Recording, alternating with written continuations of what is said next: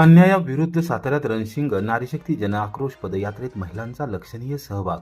महिलांच्या सन्मानासाठी आणि त्यांच्या हक्कांच्या रक्षणासाठी साताऱ्यात शनिवारी नारीशक्ती जनआक्रोश पदयात्रा काढण्यात आली. नारीशक्ती वंदना विधेयक रोखल्याच्या निषेधार्थ ही पदयात्रा काढण्यात आली. दुपारी 4 वाजता शिवतीर्थ पोवई नाका येथून या पदयात्रेला सुरुवात झाली. आई, बहीण, पत्नी आणि मैत्रीण अशा विविध रूपात समाजाला दिशा देणाऱ्या नारीशक्तीचा सन्मान करणे हे आपले प्रत्येकाचे कर्तव्य असल्याचे यावेळी वक्त्यांनी अधोरेखित केले. मात्र काँग्रेस पक्षाने नारीशक्ती वंदना विधेयक रोखून महिलांच्या प्रगतीला अडथळा आणल्याचा आरोप करत या भूमिकेचा तीव्र निषेध व्यक्त करण्यात आला.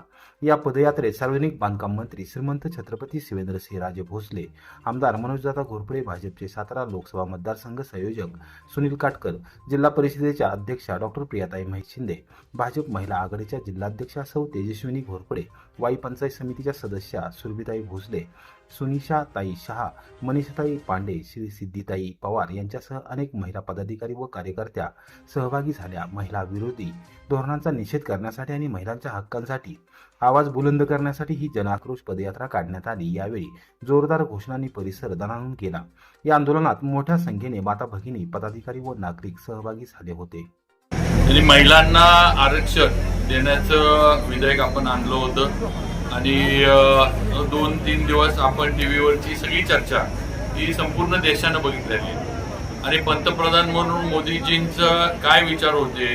अगदी गृहमंत्री अमित शहा साहेबांनी पण संसदेमध्ये आपल्या देशाच्या काय या विधेयकाबद्दल, या आरक्षणाच्या बाबतीत ते मांडलं हे सगळ्यांनी ऐकलं. आता समोरची जी विरोधी आहे, काँग्रेस असेल, समाजवादी पार्टी असतील किंवा त्यांचे सहकारी असतील, आपले दक्षिणेतले त्यांचे सहकारी, आता ह्यांचं फक्त स्वतःचं म्हणजे तोंड कसं लपवायचं हे चाललंय. म्हणून आता हे महिला आरक्षणच नव्हतं, डिलिमिटेशन होतं, असं होतं तसं होतं, हे सगळं आता नुसतं गोलगोल मांडायचं चाललंय.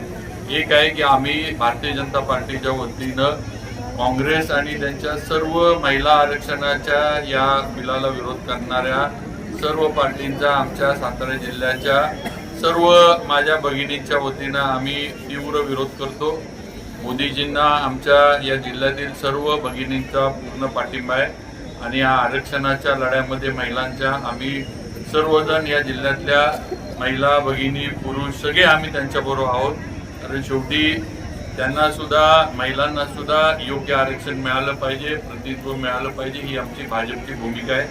आणि ह्याला फक्त उद्याच्या याच्यामध्ये ही बिल जर मंजूर झालं असतं तर मोदीजींचं ह्याच्यामध्ये हे आरक्षण महिलांना मिळालं आणि हे राजकीय दृष्ट्या समोरचे जे आहेत त्यांना फायदा तर होणार नव्हतं, ही वस्तुस्थिती आहे. म्हणूनच या बिलाला विरोध राजकारण म्हणून केला गेलेला आहे. आपण जे डिलिमिटेशन बद्दल बोलला त्याचं पण उलट माझं म्हणणं असं आहे की ज्याचा उल्लेख ताईंनी केला की आज लोकसंख्या तर वाढत चालली आहे, लोकसंख्या तर काही आपल्या देशाची कमी होत नाही आहे. आज सेन्सस पण जो आहे तसं पाहिजे तर आजचा सेन्सस तर अजून व्हायचंय, या अजून आपण मागचा पण जो सेन्सस झाला तो पण आपण लागू केलेला नाही. असं असताना डिलिमिटेशन पण देशाचं शेवटी डिलिमिटेशन पण कायद्यानंच होतं, म्हणजे काय म्हणतं घटनेनंच होतं. हे काय मला वाटलं म्हणून झालं किंवा तुम्हाला वाटलं म्हणून झालं म्हणून डिलिमिटेशन होत नाही. आणि जर लोकप्रतिनिधी वाढत असले, जर संख्या त्याची वाढत असली, केंद्रामध्ये जर जास्त खासदार या देशातनं निवडून जाणार असले, जास्त लोकांचं जर प्रतिनिधित्व करण्याची संधी मिळणार असली, विधानसभेमध्ये जर जास्त आमदार जर निवडून येणार असल्याने जास्त लोकांना प्रतिनिधित्व करण्याची संधी मिळणार असली तर यात वाईट काय नाहीये.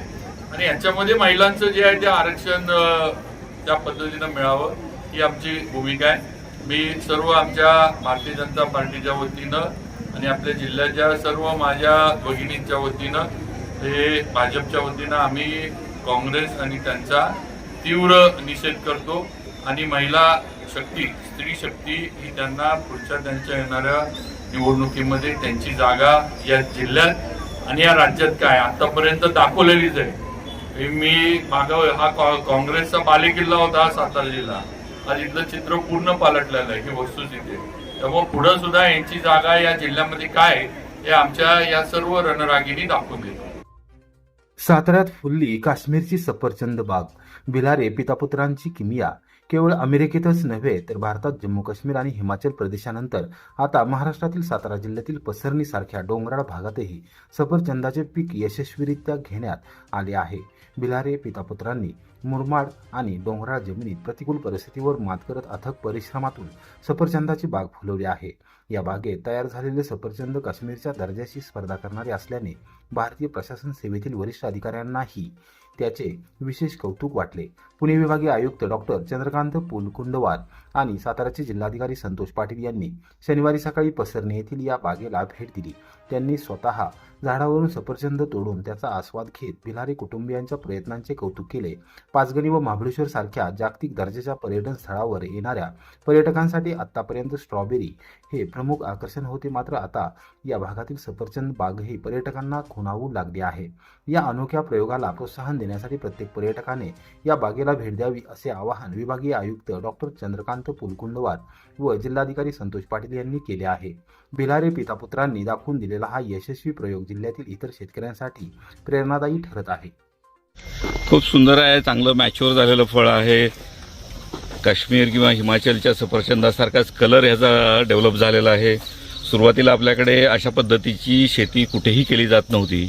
आपल्याला असं वाटायचं की आपलं वातावरण या फळपिकासाठी सुटेबल नाही आहे, परंतु या प्रयोगातनं आता जवळपास सिद्ध झालेलं आहे की महाराष्ट्र हा भारतातला सगळ्यात जास्त प्रकारची फळं पिकवणारा प्रदेश आहे आणि जी कमतरता आजपर्यंत होती ती सुद्धा आता भरून निघालेली आहे. हे सफरचंद आहे आणि हे सफरचंद वाईच्या पसरणीच्या माळरानावर किंवा जमिनीमधनं उगवलेलं सफरचंद आहे. आता जे पर्यटक पाचगणी आणि महाबळेश्वरकडे येतील त्यांना बागेत जाऊन स्वतःच्या हाताने फळझाड किंवा हे फळ तोडून घेऊन खाण्याची संधी या निमित्ताने उपलब्ध झालेली आहे. या निमित्तानं जिल्हाधिकारी म्हणून मी राज्यातल्या देशातल्या पर्यटकांना विनंती करतो की ज्यावेळेस आपण पाचगणी आणि महाबळेश्वरला भेट द्याल त्यावेळेस आमच्या पाचगणीच्या शेतकरी राजू भिलारे यांच्या शेताला आपण आवर्जून भेट द्या.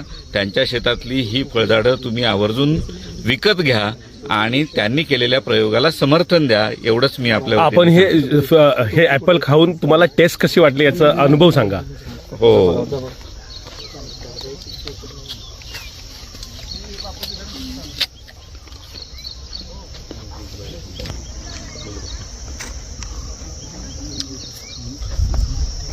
बघा, आपण ऍपल निवडत असताना भारतीय जातीचे ऍपल आणि परदेशी ऍपलना आपण म्हणतो की त्यांच्यामध्ये ज्यूस कंटेंट जास्त आहे किंवा ज्युसी असतात असं आपण म्हणतो. आपले ऍपल गोड असतात आणि परदेशी ऍपल ज्युसी असतात, परंतु या सफरचंदामध्ये हे दोन्हीही गुण आहेत. हे ज्युसी पण आहे आणि गोड पण आहे. जी आपली रिक्वायरमेंट आहे, भारतीय माणसाची जी आवड आहे, त्या दोनही आवडी पूर्ण करणारं हे फळ आहे. त्याच्यामुळे हे एक नंबरचं फळ आहे. सैनिकांवरील अन्यायाविरुद्ध संतप्त माजी सैनिकांचा एल्गार. साताऱ्यात पोलीस अधीक्षकांसमोर मांडल्या व्यथा. तात्काळ कारवाई करण्याची मागणी. सातारा जिल्ह्यात माजी सैनिक, सेवारत सैनिक आणि त्यांच्या कुटुंबियांवर वाढत्या अत्याचारांच्या घटनांमुळे संतापाची लाट उसळली असून या अन्यायाविरुद्ध माजी सैनिकांनी आक्रमक भूमिका घेतली आहे. थेट पोलीस अधीक्षक निखिल पिंगळे यांची भेट घेत सविस्तर निवेदन सादर केले आणि व्यथा मांडल्या. नवीनच पदभार स्वीकारलेल्या पोलीस अधीक्षक निखिल पिंगळे यांना सैनिक फेडरेशन व जिल्ह्यातील विविध माजी सैनिक संघटनांच्या प्रतिनिधींनी गंभीर प्रश्न उपस्थित केले. प्रशांत कदम यांच्या नेतृत्वाखाली सैनिक फेडरेशनतर्फे सैनिक व त्यांच्या कुटुंबियांवर होत असलेल्या अन्यायाचा पाढा वाचण्यात आला. गेल्या काही दिवसात जिल्ह्यात घडलेल्या धक्कादायक घटनांनी परिस्थिती अधिकच गंभीर झाली आहे.